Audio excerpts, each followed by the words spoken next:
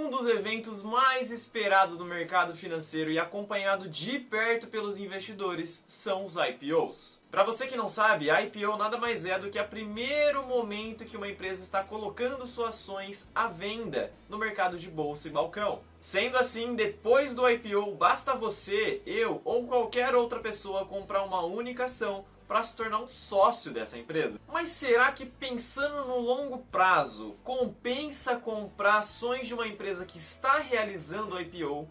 Ou será que compensa comprar ações daquelas empresas que já negociam e possuem um histórico grande na bolsa de valores? Antes de te responder essa pergunta, eu preciso que você entenda dois pontos. O primeiro ponto é o motivo pelo qual as empresas começam a negociar suas ações em bolsa de valores. Então, por que será que elas fazem o IPO? Na verdade, as empresas fazem o IPO justamente para conseguir captar recursos de forma barata, mais barata do que empréstimos em bancos. Com esse recurso, as empresas, em teoria, utilizam esse valor para expandir as suas fábricas, gerando assim mais receitas e mais lucros para a companhia. E se a gente for parar para pensar, isso parece incrível para o investidor, não é mesmo? Imagina a empresa conseguir aumentar suas receitas, aumentar os seus lucros. É óbvio que a cotação da empresa e também os dividendos da empresa também subiriam. E só um adendo, se você quiser saber um pouquinho mais de IPO, eu fiz um vídeo justamente sobre isso, só sobre esse assunto. É muito legal, tá aparecendo aqui no card aqui em cima, ou então, se você quiser, tem um link aqui embaixo na descrição. O segundo ponto que você precisa entender é que o IPO é o momento inicial. A partir daquele momento, a empresa vai começar a prestar informações de forma transparente para que os investidores que vão comprar aquelas empresas possam fazer boas análises fundamentadas nos seus dados históricos. Só que o problema é que quando uma empresa faz IPO, ela está começando a colocar os seus dados a partir daquele dia. Então a gente só vai saber o que aconteceu na empresa a partir do IPO.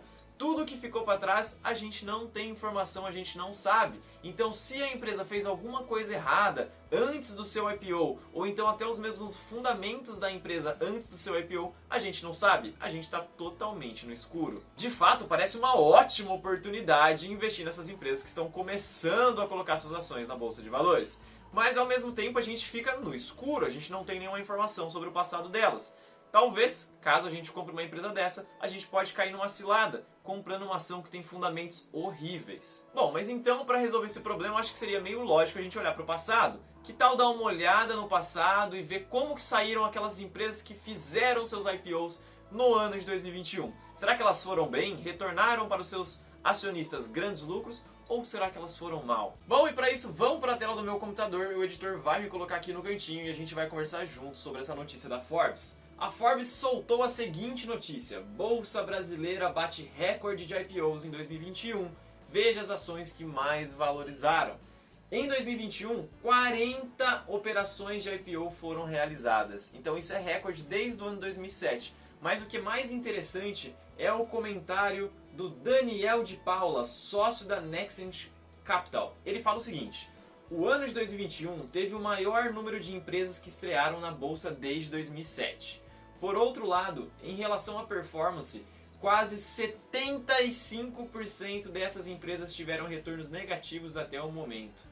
Muito por conta do cenário fiscal brasileiro que prejudicou o mercado como um todo.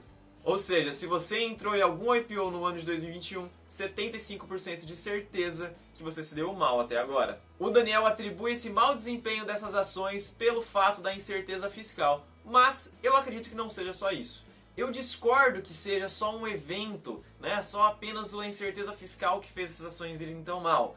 Na verdade, eu vejo que em 2021 a gente estava com juros muito baixo. Taxa Selic estava lá embaixo, perto das suas mínimas históricas. E o que aconteceu foi que as pessoas começaram a perceber que viver de renda fixa não valia mais a pena e começaram a buscar investimento mais arriscado para tentar aumentar o seu rendimento. E por isso foram levados até a Bolsa de Valores. Sendo assim, agora com uma base de possíveis compradores de ações maior, ficaria muito mais fácil realizar grandes IPOs e com isso vender empresas ruins a preços caros. E é óbvio que com o passar do tempo as pessoas acabaram caindo na real e perceberam que aquelas ações que elas compraram lá em 2021, na verdade, não era tão boa quanto elas esperavam. Bom, e antes de a gente continuar esse vídeo, você consegue concluir comigo que até agora o IPO parece muito mais uma aposta do que um investimento fundamentado? Na minha visão, a pessoa que está entrando no IPO, ela não tem dado nenhum histórico, então ela está olhando só para o preço da cotação. Ela fala, bom, tá, então a empresa vai começar a ser negociada a R$10, eu acho que vai para 11. E é isso. O que determina ela comprar ou não é o que ela acha e não os fundamentos da empresa. E quando isso acontece, ela não está investindo e sim especulando. Mas calma que essa aqui é a minha opinião. Agora eu quero que vocês prestem muita atenção, porque quem vai dizer o que acha sobre IPOs é o nosso queridíssimo Luiz Barsi. Solta aí, editor. O que ocorre agora, o que tem ocorrido agora, de nós termos uma série de empresas vindo para o mercado, é porque o mercado se tornou receptivo e passou a ter um contingente maior de investidores, de especuladores. E nós já tivemos no passado, não muito distante, também um acesso de muitas empresas, novas empresas, é isso, vindo para o mercado. Entretanto, empresas que não ostentam essa condição de perenidade e sustentabilidade. Então eu temo que quando se for adquirir um IPO, que é o ingresso de uma empresa nova, oferecendo as suas ações ao público, que o público examine o histórico da empresa, que examine, por exemplo, a condição que essa empresa está entrando no mercado. Eu vou explicar melhor, talvez, o seguinte. Uma empresa, quando entra no mercado, ela promove uma subscrição. Essa subscrição, ela pode ser primária e secundária. O que é isso, primária e secundária? Subscrição primária é quando uma empresa oferece as suas ações ao público e o dinheiro pago por essas ações, elas entram diretamente no caixa da empresa. Uma subscrição secundária, uma emissão secundária, é quando o empresário vende as suas ações para o público. Então, esse dinheiro não entra no caixa, entra no bolso do empresário. E o que nós temos visto ultimamente nessas novas empresas que têm vindo para o mercado, é que o dinheiro, grande parte do dinheiro que foi objeto da subscrição, está entrando no bolso do empresário. Então a gente está deduzindo o quê? Que na realidade a empresa não está vindo para o mercado, talvez para se posicionar como efetivamente uma empresa de capital aberto deve se posicionar. Ele está vindo no mercado porque, na realidade, o empresário está vendendo a empresa para o mercado. Tá certo? Nós tivemos aí casos de empresa que, ao virem para o mercado, colocaram nos seus estatutos que o dividendo máximo a ser distribuído seria de 0,1% do seu lucro. Isso é ridículo, não é isso?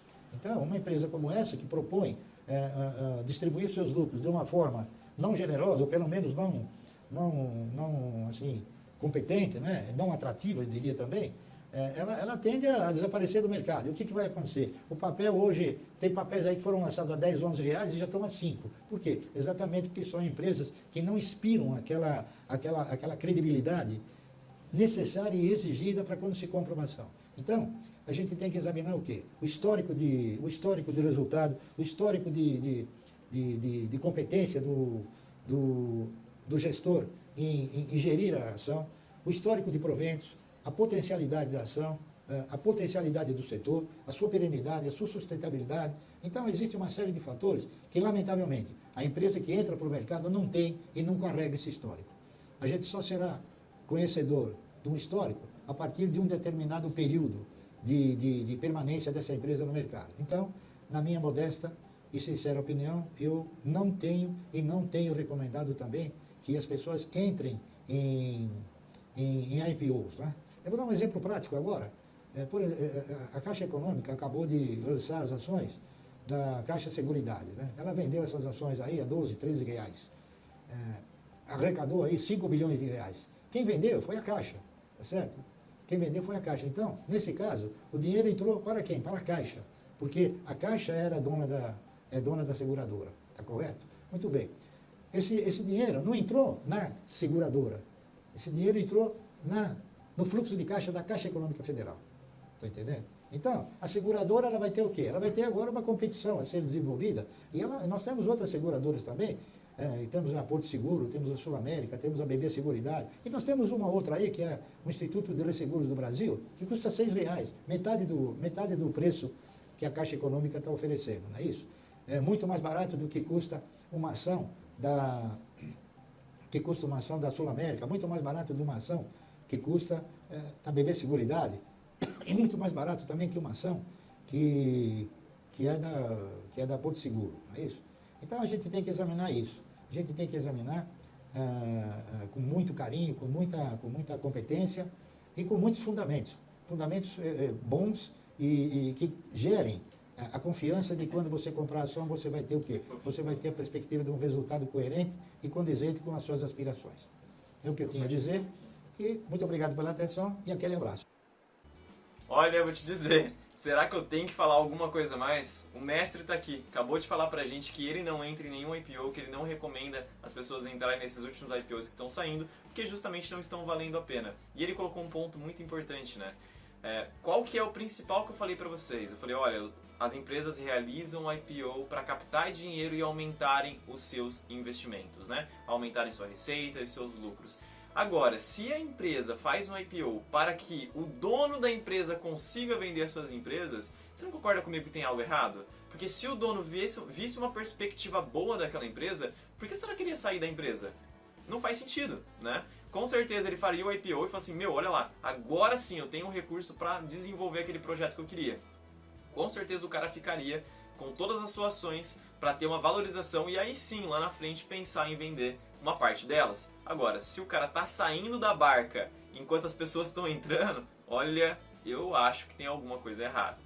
Ah, e só lembrando, esse corte que vocês acabaram de assistir, eu tirei do canal Bolsa em Foco. Eu vou deixar o link do canal aqui embaixo, é muito importante deixar esse aviso aqui, porque as pessoas que quiserem assistir o vídeo completo, tem aqui na descrição.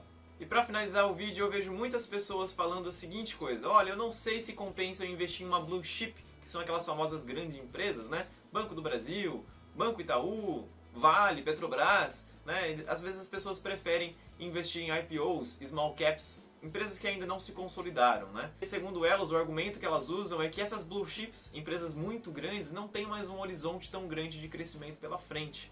Mas o que eu vejo é justamente o contrário. Eu vejo que essas empresas sim já conseguiram se fortalecer, já conseguiram se posicionar no mercado e muitas delas conseguiram até fazer o mercado ser um monopólio, né? Assim como a gente tem os bancos aqui no Brasil, a gente tem um oligopólio, 4 ou 5 bancos dominam todo o Brasil. Então eu vejo que se tornar parceiro dessas empresas é muito mais interessante do que você apostar em uma empresa que vai ter todo um caminho ainda para se provar no tempo. Então a minha posição é, bom, eu sou investidor, eu quero colocar dentro do meu time, dentro da minha carteira, empresas sólidas, empresas que já se provaram no tempo, que são pagadores de dividendos e que acreditam nos investidores. Então eu prefiro não apostar, porque a aposta não é uma atitude de um investidor, e sim uma atitude de um especulador. O especulador sim aposta achando que o preço vai variar para onde ele quer. O investidor não, ele olha para o preço e tanto faz. Ele só vai olhar e pensar, tá, os fundamentos da empresa a este preço estão baratos?